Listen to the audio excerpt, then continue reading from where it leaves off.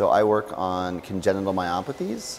These are a rare but frequently encountered group of disorders that are characterized by structural changes on muscle biopsy, and my laboratory studies developing new therapies for these diseases.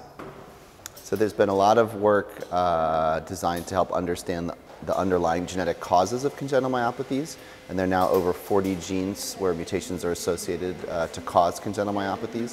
There's also been a lot of work to understand how the mutations in these genes result in muscle disease, and that work has now started to turn into our first potential therapies for congenital myopathies. And the latest advances have been the fact that some therapies that have been discovered in laboratories are now making their way into clinical trials. So we've had the first clinical trials now, including a clinical trial where the research, I believe, started in a laboratory in Strasbourg, Jocelyn Laporte's laboratory, and I think the work was certainly in part funded by AFM, and there was a company called Dynacure that came from that work, and they launched a clinical trial for one medicine, which unfortunately had to stop, but it represented the fact that the field is really ready now to take these medicines to clinical trial.